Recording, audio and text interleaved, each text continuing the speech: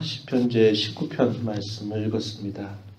이 시에서 다윗이 노래한 것, 하나님께서 지으신 이 창조 세계에 하나님의 통치 혹은 하나님의 다스림이 어떻게 나타나는가 하는 것을 시적으로 표현했습니다.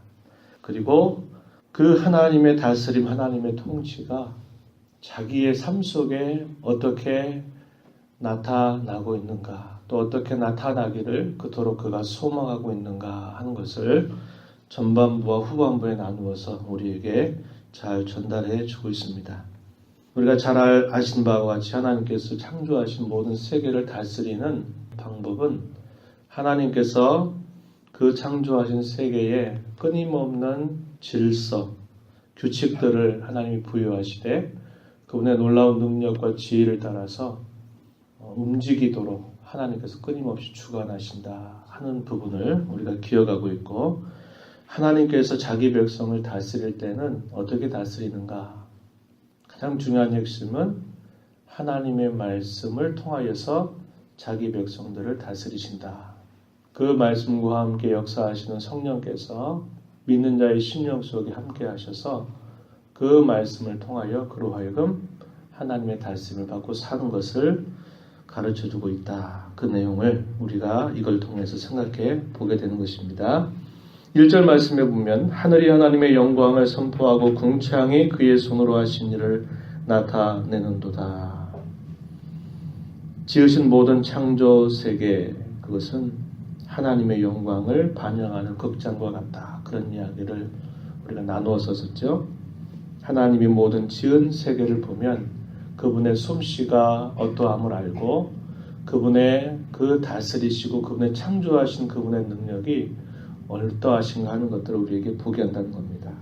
그걸 간단하게 하나님의 영광이다 이렇게 표현할 수 있을 것입니다. 하나님께서 그의 손으로 하신 일을 궁창은 나타내고 있다. 날은 날에게 말하고 밤은 밤에게 지식을 전한다. 하루라고 하는 시간은 낮과 밤이 끊임없이 교차하는 그런 시간 속에서 계속 이어져 가게 되죠.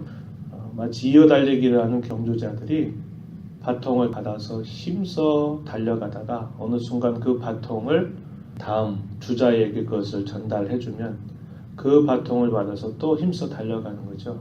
그래서 마치 밤과 낮이 서로 바통을 주고 이어받듯이 계속적으로 진행되고 있는 그런 모습을 우리에게 시적으로 이렇게 잘 보여주고 있습니다.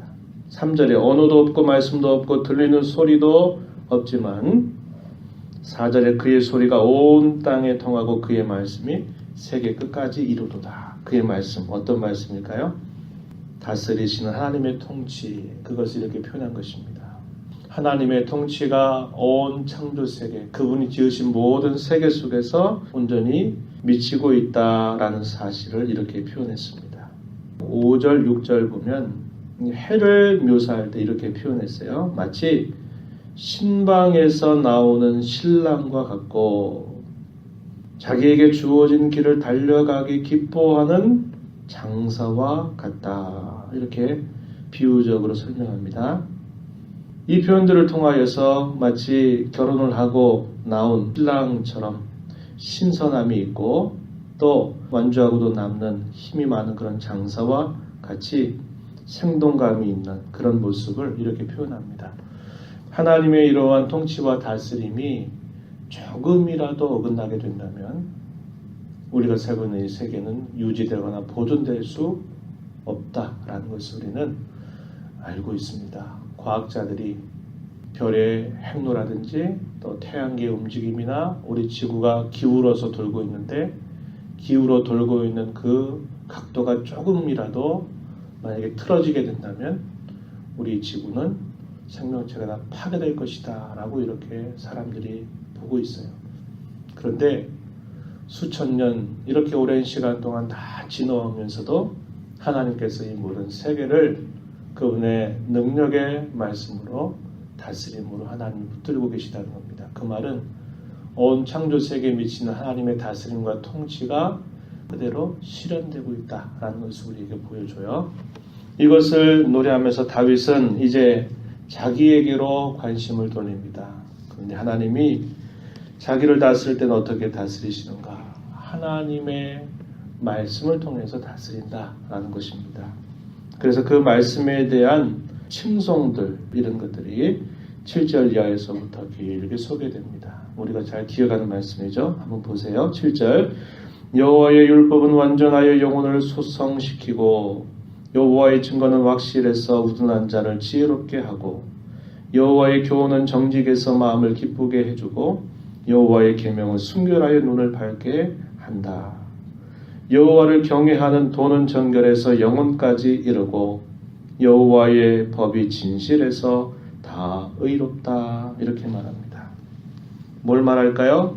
하나님의 말씀을 이렇게 표현들만 살짝씩 바꾸어서 그 말씀이 갖고 있는 참된 맛이 어떠한가, 그 말씀이 가지고 있는 능력이 어떠한가, 그것을 이렇게 자세하게 노래하고 있는 다윗의 모습을 우리가 볼 수 있습니다. 이런 것들을 그가 이야기하면서 그 말씀의 맛이 자기에게는 어떻게 다가오는가 10절에 보세요. 금곧 많은 순금보다 더 사모할 것이며 꿀과 송이 꿀보다 더 달다. 이렇게 고백합니다. 그 말씀을 통해서 자기의 영혼이 끊임없이 생명이 움터나는 그러한 효능을 그가 받고 있고 그 말씀을 생각해 보면 생각할수록 그 말씀이 너무나 자기 자신을 지혜롭게 해서 무엇이 지혜로운 길이고 어떻게 살아야 될 것인가를 가르쳐 주고 그 말씀은 자기의 심령에 참된 기쁨을 준다. 자기의 눈을 밝게 해준다. 자기를 참으로 의로운 길로 인도한다. 이런 모든 것들이 그 말씀 안에 나타나고 있는 참된 맛이기에 그 말씀이 다윗에게는 무엇과 같은가? 순금보다도 더 사모할 것이고 꿀과 송이꿀보다도 더 달게 그 말씀이 느껴진다. 이렇게 고백하는 겁니다. 그 말씀을 통해서 때로는 내가 이렇게 하면 안 되는구나 하는 것을 교정받는 것이죠. 11절에 이것으로 경고를 받고 또 그 말씀을 따라 사는 자에게 주시는 보답, 상이 큰 것을 또 경험하는 것입니다. 그 말씀을 따라서 살 때 그것이 하나님이 그 말씀에 순종한 자에게 주시는 보답과 상이 어떠한 것을 그가 알고 있는 것이에요. 이런 하나님의 말씀이 자기를 이끌어가는 그런 모든 일에 있어서 가장 큰 대적, 방해물이 되는 게 무엇인가? 그것은 바로 죄라고 하는 것입니다. 죄. 그래서 그에 대해서 이야기하고 있어요. 12절 13절에 자기 허물을 능히 깨달을 자 누구리요? 나를 숨은 허물에서 벗어나게 하소서. 주의 종에게 고의로 죄를 짓지 말게 하사 그 죄가 나를 주장하지 못하게 하소서. 깨닫는 것입니다. 그 하나님의 말씀이 어떠함을 그가 알고 그 말씀의 능력이 무엇인가를 경험하면서도 자기에게 끊임없이 걸림돌이 되는 것, 그것은 죄라고 하는 것입니다. 그러나 여기서 고백하는 다윗의 말은 일상적으로 늘 우리가 고백하듯이 하는 그런 죄의 정도를 말하는 게 아니라 은밀하게 감추어 두고 은밀하게 나도 깨닫지 못하는 그런 숨은 허물들, 이런 것들을 다 벗어나게 해달라는 거죠. 숨은 허물에서 벗어나게 해달라고 하는 것입니다. 이것은 하나님의 말씀 앞에 우리가 정확하게 우리 자신을 돌아보지 않는 한 발견될 수 없는 것을 우리에게 말해 주는 것입니다. 우리가 신약 성경의 말씀에 보니까 그런 말을 하죠. 바울 사도가 말세에 일어날 일들에 대해서 그들이 속기도 하고 속이기도 한다. 그런 말씀을 하세요. 속고 속인다는 겁니다. 자기도 모른 채 자기도 속고 산다는 거예요. 또 자기도 모른 채 속이기도 한다는 거예요. 물론 의도적으로 그렇게 하는 것은 더 악한 것이지만 우리의 마음의 깊은 곳을 들여다보면 그러한 모습들이 많이 있다는 것이에요. 그런데 그런 것들이 어떻게 발견되는가? 그것은 하나님의 말씀 앞에 그분 앞에 우리가 설 때만 벗어나고 발견될 수 있는 것임을 우리에게 알려주고 있어요. 우리가 범죄하고 우리가 잘못을 우리 마음 가운데 품고 있는 한 하나님의 말씀의 참맛을 우리가 맛볼 수가 없고 우리가 하나님의 다스림이 우리의 모습 속에 온전히 드러날 수가 없게 되는 것입니다. 그래서 이 하나님의 말씀을 가까이 하는 것은 죄를 당연히 멀리하게 할 수밖에 없고 반대로 그 죄를 우리가 가까이 하게 되면 하나님의 말씀 우리에게 멀어지게 되어 있다는 겁니다.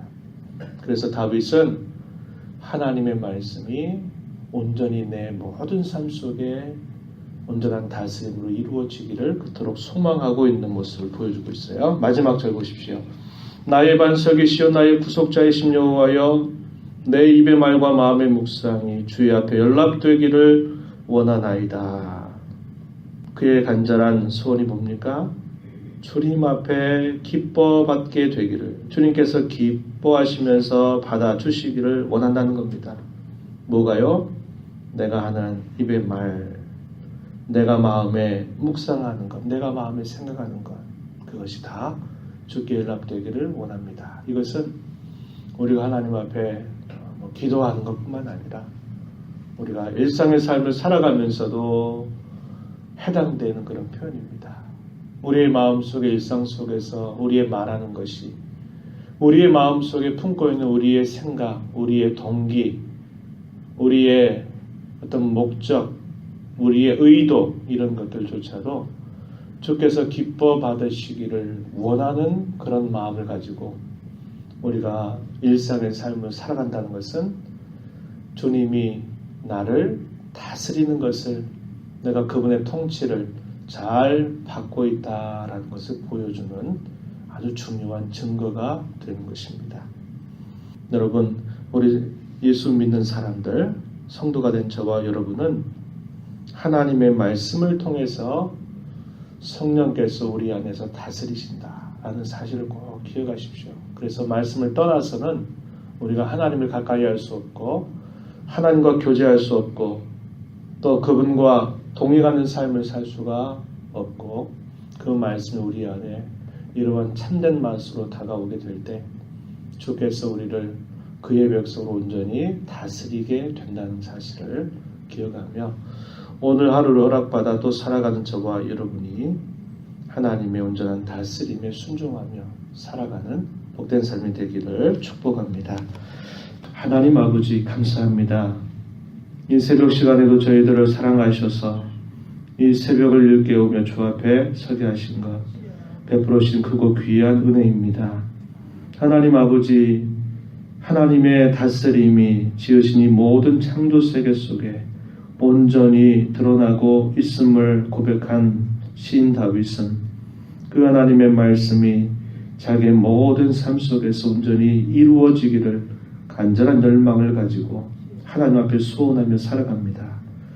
하나님의 다스림을 따라 살기를 원하고 하나님의 인도를 따라 살기를 원하고 하나님의 마음을 따라 살기 원했던 다윗의 소원처럼 오늘 허락받은 이 하루의 삶을 살아가는 저희 모든 성도들 또한 하나님의 자녀가 되었고 하나님 나라 백성이 되었사오니 우리 왕 되신 주님의 다스림에 순종하게 하시되 말씀과 함께 우리 안에 역사하신 성령의 다스림을 온전히 받아 오늘도 주 앞에 더 순종하는 자로 주님과 더 가까이 동행하는 자로 주와 함께하는 자로 살아가도록 인도하여 주시옵소서. 은혜의 보호자 앞에 나와서 간구하는 모든 심령들에게 풍성한 은혜를 더하시고 하나님의 자녀답게 복된 삶 살도록 힘을 주시옵소서. 귀하신 예수님 이름으로 기도하옵나이다. 아멘.